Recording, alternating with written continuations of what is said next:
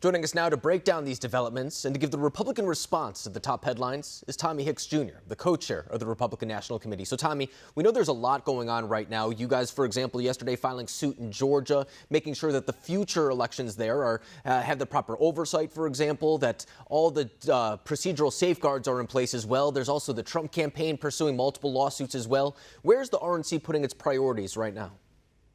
Well, it's all in the hands of Georgia right now. We've got to make sure we win these 2 Senate seats. We're going to spend over $20 million. We have over 500 staffers here in Georgia.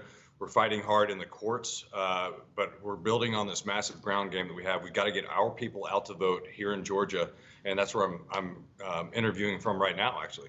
And for good reason, because I think a lot of people know what's on the line with those 2 Georgia Senate runoff races. I mean, it's the difference between having Senate control or potentially having a Kamala Harris be the tiebreaker in the Senate. I mean, that's the situation that we're looking at right now. So as we look at the state of Georgia, we know that Democrats, for example, are already bringing in a lot of out-of-state money, a lot of out-of-state resources in general. Is the Republican Party able to match those types of resources?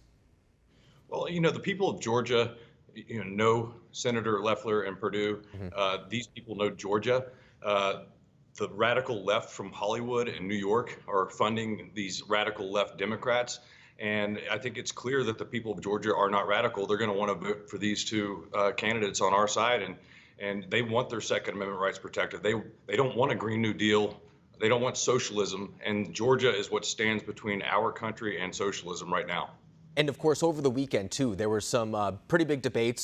David Perdue did not participate in his, but Kelly Loeffler did participate in hers. And she made sure to really slam that point home, calling Raphael Warnock a radical liberal, a similar type of claim that worked, for example, not too far away in the state of Florida. We saw that that was a very effective message that resonated with people there. And in Georgia as well, a lot of very similar type of values that are shared there. You bring up the Second Amendment, but it's really just the idea, too, of fiscal responsibility, individual liberties, things of that nature. Do you feel like the Republican Party has the winning message in a state like Georgia?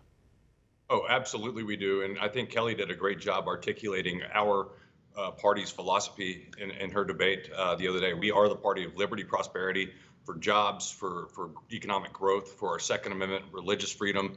I mean, the list goes on. And she's done an incredible job of articulating that. Both of them have done an incredible job of serving the people of Georgia up in Washington, D.C., and also serving our country. So I think we're going to absolutely do really well in these races. And by the way, the people here in Georgia are excited to get out there and vote. They're excited to get their friends, their family, their neighbors out there to vote on January 5th or earlier.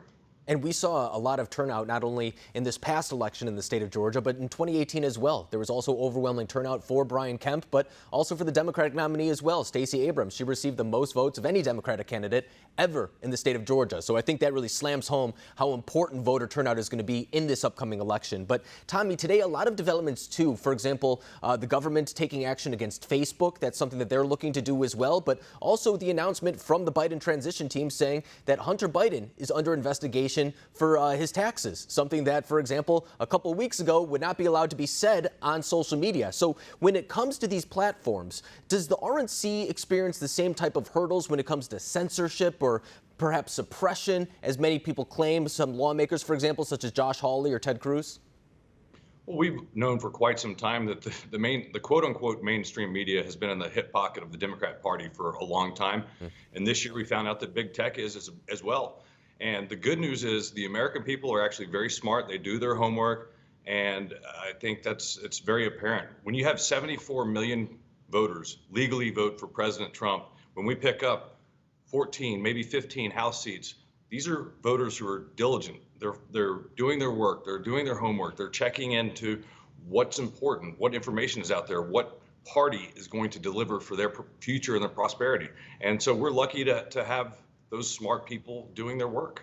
I think that's very well said, because very often the conversation is that a lot of these mainstream media networks or those on social media say that they don't trust the American people to go look up the information for themselves. They don't trust them with this information because they fear that it could be misinformation or disinformation, as they say. And so really it comes back to the idea that they just don't trust the voter to investigate their own information for themselves. But before I let you go, too, in the upcoming days, in the upcoming weeks, for example, what does the RNC's operations look like coming out of an election? Is it kind of doing an autopsy on what happened? Is it looking ahead to 2022? What does it look like internally?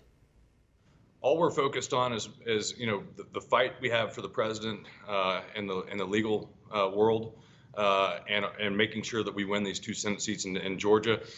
As a guy who thinks about things, we always want to be improving. We always want to do better next year than we did this year. So we're always going to be looking at how we can do things better than we did the last time. And that's just what a good organization should do. And we have great leadership. We have a great team here. So proud of the people here in Georgia. People are away from home right now, working around the clock to make sure that we reelect these 2 great senators. And I know that the Trump campaign, for example, is still fighting the legal fights that they're putting forth in order to verify the results of the 2020 election. But when you look down the ballot, too, it was a pretty good election cycle for the RNC, at least from the standards that a lot of people were telling us were going to happen. I mean, it wasn't too long ago where those in the media were telling us that there was going to be a blowout in the Senate, that Democrats were going to build on their majority in the House. That just didn't happen. So it looks like you do have something at least to build on moving forward. And I think that's a testament to what you're doing over there. Tommy Hicks, Jr., I really appreciate you coming on the program tonight, breaking down what's happening at the RNC. Thank you. Thank you.